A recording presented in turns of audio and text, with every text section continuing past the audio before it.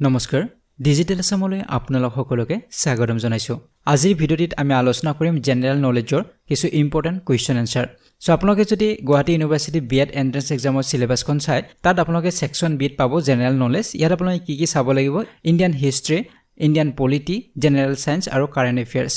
গতিকে section B বা general knowledge হৈছে এনে এটা টপিক যত আপোনালোকে যিমান কোৱেশ্চন চালো শেষ নাই কাৰণ যিমান চালো এক্সামত তাৰ পৰা কমন পৰা খুব কমে দেখা পোৱা যায় গতিকে জেনেৰেল নলেজত স্কোৰ কৰাটো বহুত বেছি টান কথা গতিকে আপোনালোকে কিতাপ পঢ়িব লাগিব জেনেৰেল নলেজৰ কিতাপ পঢ়ক বহুতো কিতাপ আছে জেনেৰেল নলেজৰ নিশ্চয় আপোনালোকৰ লগত আছে জেনেৰেল নলেজৰ গতিকে অকল বিএড এন্ট্ৰেন্স বুলি নহয় যিকোনো কম্পিটিটিভ এক্সামত জেনেৰেল নলেজ থাকে গতিকে তাৰ বাবে আপোনালোকে কিতাপ নিশ্চয় পঢ়িব লাগিব গতিকে প্ৰতিটো পাৰ্টৰে ডিটেইলছ আপোনালোকে পঢ়িব লাগিব ইণ্ডিয়ান হিষ্টৰী ইণ্ডিয়ান পলিটি আৰু জেনেৰেল সায়েন্স আৰু কাৰেন্ট এফেয়াৰ্স আপোনালোকে চাব লাগিব ইয়াৰ উপৰি ইয়াত মাৰ্কো আছে যথেষ্ট 120 নম্বৰ থাকিব গতিকে ইয়াত আপোনালোকে গুৰুত্ব দিব লাগিব সো বহুজনে ৰিকুৱেষ্ট কৰিছিলে জেনেৰেল নলেজৰ কোৱেশ্চনৰ কাৰণে গতিকে সেইভাবে আজিৰ ভিডিঅ'টিত আমি জেনেৰেল নলেজৰ কোৱেশ্চন আলোচনা কৰিম ইয়াতে 10টা ইণ্ডিয়ান হিষ্টৰী 10টা ইণ্ডিয়ান পলিটি আৰু 10টা জেনেৰেল সায়েন্সৰ কোৱেশ্চন আমি আলোচনা কৰিম টোটাল 30 কোৱেশ্চন আমি ইয়াতে আলোচনা কৰিম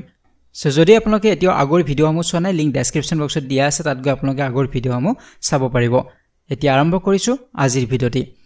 সো ইয়াতে ডাইৰেক্ট প্ৰশ্ন আৰু উত্তৰ লোৱা হৈছে যেটো অপচনবোৰ থাকিলে এইবোৰ টাইপ কৰোঁতে সময় লাগিব আৰু তাৰ ওপৰত এইবোৰ কৈ থাকোঁতেও বেছি সময় লাগে ভিডিঅ'টি যথেষ্ট দীঘলীয়া হৈ যায় সেইভাবে 30 কোৱেশ্চনছ লৈছো ডাইৰেক্ট কোৱেশ্চন আৰু এনসাৰ বিলাক আপোনাক জনাই যাম সো প্ৰথম 10টা কোৱেশ্চন হ'ব ইণ্ডিয়ান হিষ্ট্ৰীৰ ওপৰত প্ৰথম প্ৰশ্নটো হৈছে which of the following Vedas provides information about the civilization of early Vedic age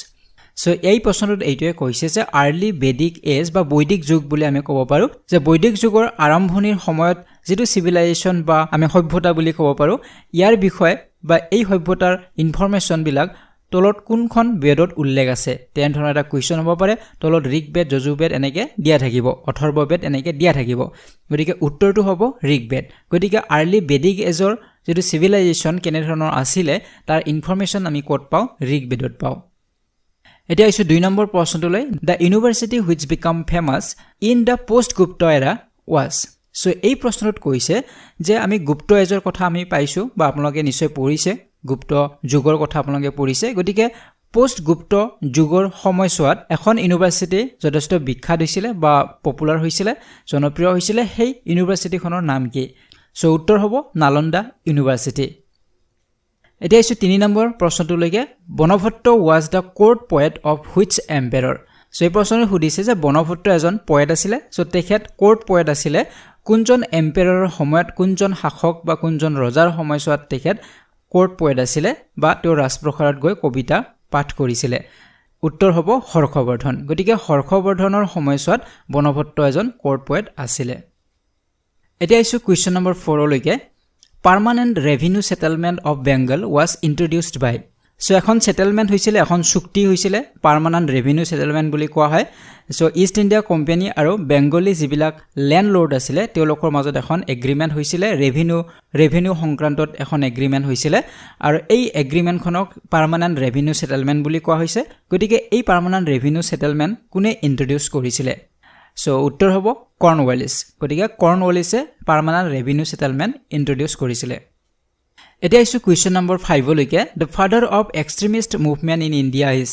so ভাৰতবৰ্ষত যে মুভমেন্ট হৈছিল এক্সট্ৰিমিষ্ট মুভমেন্ট আন্দোলন এই আন্দোলনৰ কোন ফাদাৰ আছিল বা কোন ইয়াৰ আগভাগ লৈছিল উত্তৰ হ'ব বাল গংগাধৰ তিলক এতিয়া আইছো কোৱেশ্চন নম্বৰ 6 লৈকে which religious sect did the Chola king patronize so এই প্ৰশ্নত কৈছে যে চলা কিং সকলে যি অকল চলা বংশৰ ৰজা আছিল তেওঁলোকে কোনটো ধৰ্মীয় সম্প্ৰদায় তেওঁলোকে লৈছিল ৰিলিজিয়াছ সেক্ট তেওঁলোকে লৈছিল সো উত্তৰ হ'ব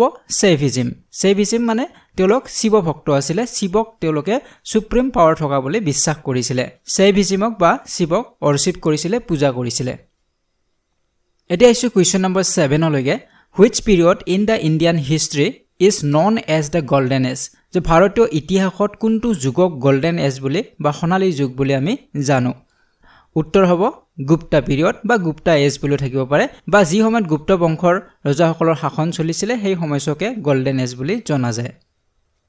এতিয়া আইছো কোৱেশ্চন নম্বৰ 8 লৈকে নেম দা ফাউন্ডাৰ অফ পালা ডাইনেষ্টি সো পালা বংশৰ ফাউন্ডাৰ কোন আছিল উত্তৰ হ'ব কিং গোপালা গতিকে কিং গোপালা আছিল ফাউন্ডাৰ অফ পালা ডাইনেষ্টি এতিয়া আহিছোঁ কুৱেশ্যন নম্বৰ 9 লৈকে name the famous mathematician of the Gupta age গতিকে গুপ্ত এজৰ বা গুপ্ত যুগৰ বিখ্যাত মেথমেটিচিয়ান গণিতজ্ঞজন কোন আছিলে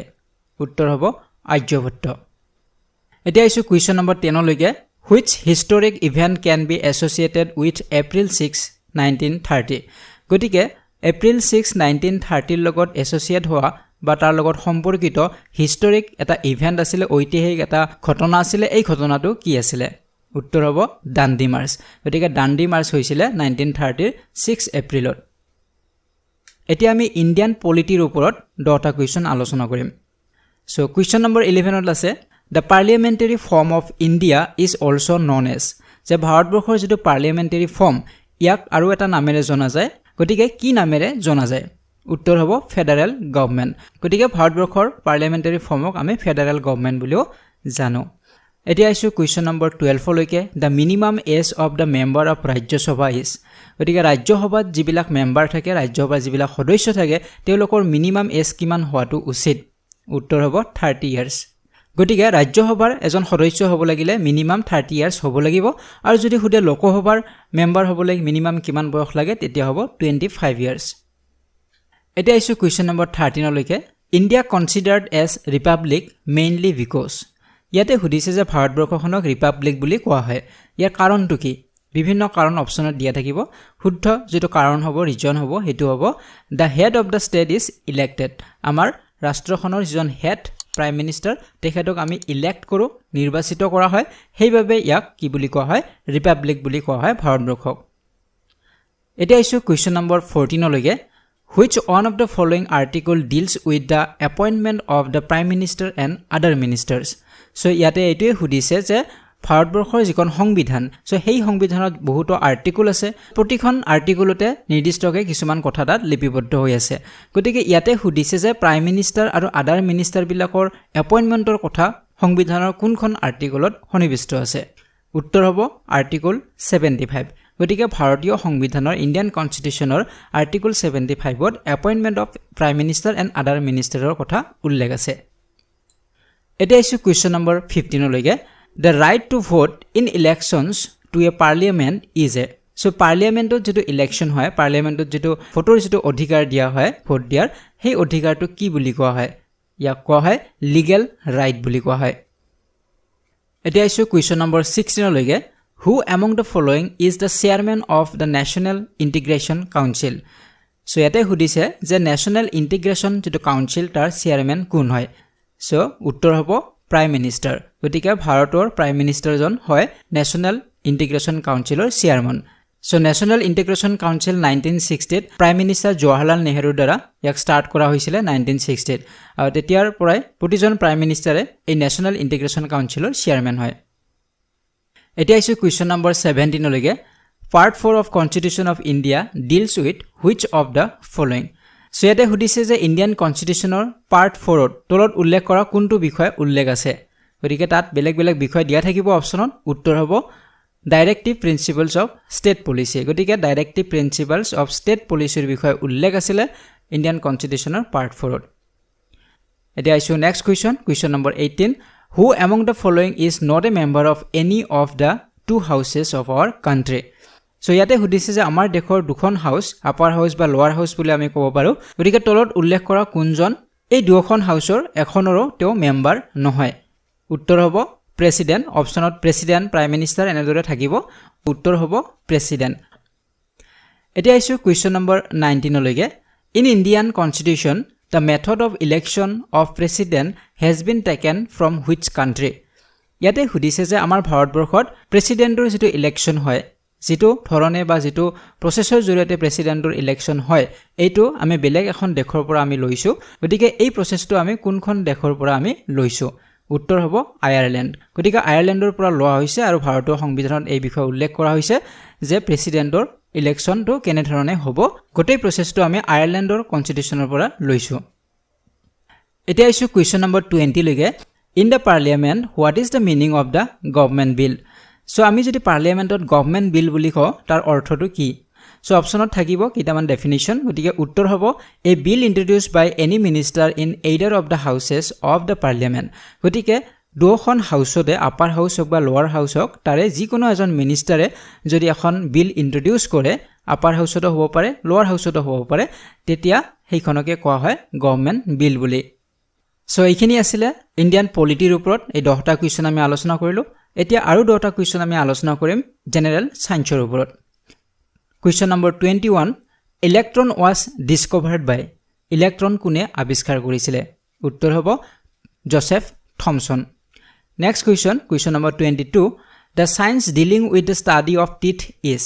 ইয়াতে সুধিছে যে দাঁতৰ স্টাডি দাঁতৰ যেটো ডেভেলপমেন্ট বা দাঁতৰ যেটো স্ট্ৰাকচাৰ এইবিলাকৰ ওপৰত যে স্টাডি কৰে অধ্যয়ন কৰে তাক কি বুলি কোৱা হয় তাক কোৱা হয় অডন্টলজি বুলি কোৱা হয় এই যেটো সায়েন্স এই সায়েন্সটো কোৱা হয় অডন্টলজি বুলি এতিয়া আইছো কোৱেশ্চন নম্বৰ 23 লৈকে the longest cell in the human body is গতিকে মানুহৰ শৰীৰত থকা সকলোতকৈ দীঘল সেল কোনটো হয় কোষ কোনটো হয় এটো হ'ব নাৰ্ভ সেল হৈছে হিউম্যান বডিত থকা সকলোতকৈ দীঘল সেল যদি কোৱেশ্চনটো খুদে the largest cell in the human body সকলোতকৈ ডাঙৰ সেল কোনটো তেতিয়া উত্তৰটো হ'ব ওভেম যাক হয়তো ডিম্বাশয় বুলিও কোৱা হয় গতিকে দুই ধৰণৰ কোৱেশ্চন হ'ব পাৰে লংগেষ্ট বুলি ক'লে নাৰ্ভ সেল হ'ব আৰু লাৰ্জেষ্ট বুলি ক'লে ওভেম হ'ব এতিয়া আইছো কোৱেশ্চন নম্বৰ 25 লৈকে deficiency of vitamin A causes যে ভিটামিন এৰ অভাৱত আমাৰ কি বেমাৰ হ'ব পাৰে কি ৰোগ হ'ব পাৰে সো এই বিষয়ে আমি নিশ্চয় জানো উত্তৰ হ'ব নাইট ব্লাইণ্ডনেছ যাক আমি কুকুৰিগনা বুলি কওঁ এতিয়া আইছো কোৱেশ্চন নম্বৰ 26 লৈকে what is the chemical name of baking সোডাৰ কেমিক্যাল নাম কি উত্তৰ হ'ব সোডিয়াম বিকাৰ্বনেট এতিয়া আইছো কোৱেশ্চন নম্বৰ 27 লৈকে ELISA test is employed to diagnose ইয়াত এইটোৱে সুধিছে যে এলিসা টেষ্ট কি বেমাৰৰ পৰীক্ষাৰ বাবে ইয়াক কৰা হয় উত্তৰ হ'ব এইচ এন্টিবডিজ গতিকে এইচ এন্টিবডিজ পৰীক্ষা কৰাৰ বাবে এলিসা টেষ্ট কৰা হয়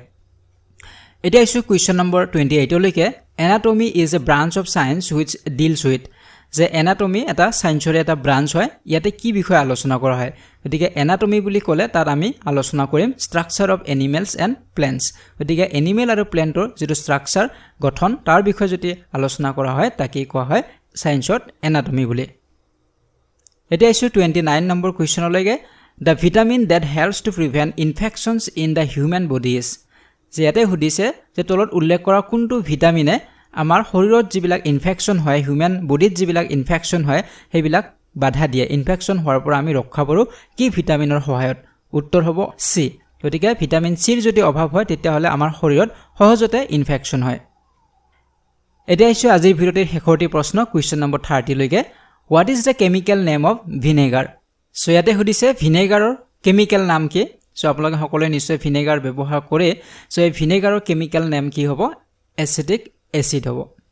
গতিকে এনে ধৰণৰ কোৱেশ্চনছ বিলাক আপোনালোকে চাব লাগিব গতিকে সময় যেটো কম যিমান পাৰে আপোনালোকে জেনেৰেল নলেজৰ যিবিলাক বুকস আছে সেইবিলাকৰ পৰা আপোনালোকে পঢ়ক প্ৰিপাৰেচন কৰক সো ইয়াৰ পৰৱৰ্তী ভিডিঅ'ত আমি আৰু 30 কোৱেশ্চনছ আমি আলোচনা কৰিম এনেদৰে জেনেৰেল নলেজৰ ওপৰত সো যদি ভিডিঅ'টি ভাল লাগিছে লাইক আৰু শেয়াৰ কৰিব যদি প্ৰথমবাৰ চেনেলটো ভিজিট কৰিছে তেনেহলে চেনেলটো সাবস্ক্ৰাইব কৰক আৰু কাষৰে থকা বেল আইকনটি প্ৰেছ কৰিবলৈ একেবাৰে নাপাহৰিব